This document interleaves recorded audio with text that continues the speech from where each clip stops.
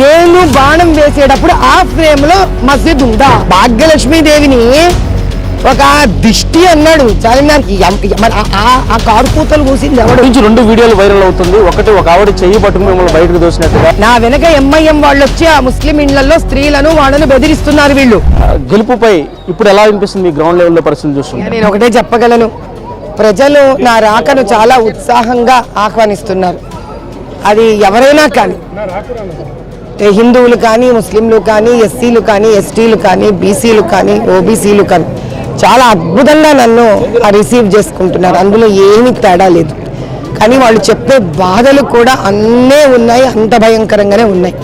చాలా ఇబ్బందులు పడుతున్నారు. వాళ్ళకి రోడ్లు సరిగ్గా లేవు, చిన్న చిన్న సందుగొందులు, వర్షం వస్తే ఇళ్లలోకి వస్తుంది, బురద, రొచ్చు, డ్రైనేజు.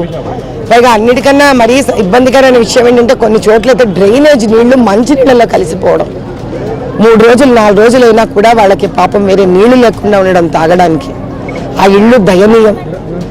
చిన్న రేకుల షెడ్లకు కూడా రెంట్లు, విపరీతమైన రెంట్లు, చాలా సమస్యలు ఉన్నాయి. అన్ని మతాలని కలిపి వెళ్తున్నారు. ముఖ్యంగా హిందుత్వవాదాన్ని మీ వెంట తీసుకువెళ్తూనే అన్ని మతాలని కలిపి వెళ్ళే ప్రయత్నం మీరు చేస్తున్నారు. మరి ఎందుకని మాధవీలత గారు సహనం కోల్పోయారా? ఏమైంది?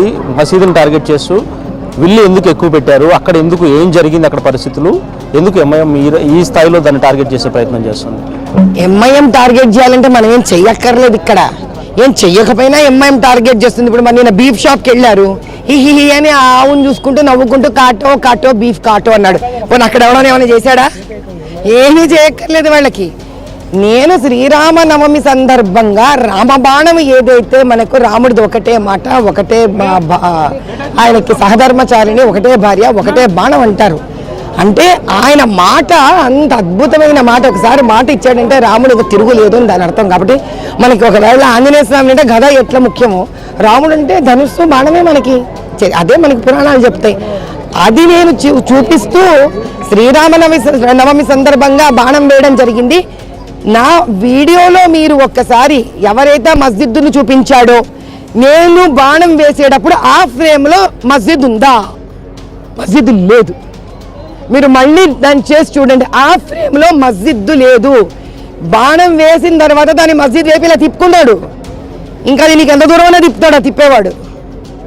అది ఎదురు చూస్తున్నాడు కదా మరి అసదుద్దీను. ఏమి చేత కావట్లేదు. ఏమి చేతగాని కోడలు అదో అత్తగారు ఇస్తే తోడుకోడలు నవ్విందని చెప్పి ఏడ్చిందంట కూర్చొని. కాబట్టి ఇప్పుడు అసదుద్దీన్ ఏమి చేయలేని పరిస్థితి. అత్త తిట్టినందుకు కాదు, తోడుకోడలు నవ్వినందుకంటే ఏడుపు. అట్లా అసదుద్దీన్ పరిస్థితి ఏమైందంటే ఏం మాట్లాడుతున్నాడు? ఎందుకు చెప్పండి మీరు. చివరికి ఏం మాట్లాడుతున్నాడు? ఓ డెవలప్మెంట్ మాట్లాడుతున్నాడా? ఓ స్కూలు, హిందూ దేవాలయాలపై మేము విల్లు ఎక్కువ పెడితే మీరు ఊరుకుంటారా? కావాలని ఎందుకు టార్గెట్ చేస్తున్నారు మాధవీలత? ఎలక్షన్ కమిషన్ ఏం చేస్తుంది? కళ్ళు మూసుకుందా అని చెప్పి కూడా ఆయన ప్రశ్నిస్తున్నారు. ఇప్పుడు హిందూ దేవాలయాల మీద మేము ఎక్కువ పడితే బాణము, మరి బతుకమ్మని అసభ్యకరంగా మాట్లాడింది ఎవడు? మరి ఏం చేయలేదు, ఎవరు ఏం అనలేదే. ఎవడు మాట్లాడాడు? భాగ్యలక్ష్మీదేవిని ఒక దిష్టి అన్నాడు చార్మినార్కి. మరి ఆ కారు కూతలు కూసింది ఎవడు? వీళ్ళకి ఎట్లయిపోయిందంటే వాడు సొమ్ములాగా అయిపోయింది. ఆవిడికి వాడిదే ఇష్టారాజ్యం, భరతుడి పట్టంలాగా. అనేవాడు అడిగేవాడు లేనందుకు చేయని పనికి తప్పుడు వీడియో చూపించి ఇంతకన్నా చేతగాని వాళ్ళు ఏమి చెయ్యాలో అది చేస్తున్నాడు. చేతగానితనం తప్ప దీంట్లో ఏ ఫైనల్ ప్రశ్న మేడం, మీ గురించి 2 వీడియోలు వైరల్ అవుతుంది. ఒకటి ఒక ఆవిడ చెయ్యి పట్టుకుని మిమ్మల్ని బయటకు దోసినట్టుగా, ఇంకొకటి ఏదైతే ఒక ముస్లిం సంబంధించిన వ్యక్తిని మీరు ప్రాధాన్యపడుతూ అడిగినట్టుగా 2 వీడియోలు వైరల్ అవుతున్నాయి. మీరు చూసారు? మీ దగ్గరకు వచ్చింది ఒకటే, మీరు 2 చెప్పట్లేదు, 2 అంటున్నా, 2 కాదు, ఒకటే వీడియో. అక్కడ ఏం జరిగిందంటే నేను ఎక్కడెక్కడైతే ముస్లిం ఏరియాలకు వెళ్ళి మాట్లాడుతున్నానో నా వెనక ఎంఐఎం వాళ్ళు వచ్చి బెదిరిస్తున్నారు. వాళ్ళని నా వెనక ఎంఐఎం వాళ్ళు వచ్చి ఆ ముస్లిం ఇళ్లలో స్త్రీలను వాళ్ళను బెదిరిస్తున్నారు వీళ్ళు. మీరు మళ్ళీ ఆ వీడియోని కూడా చెక్ చేయండి.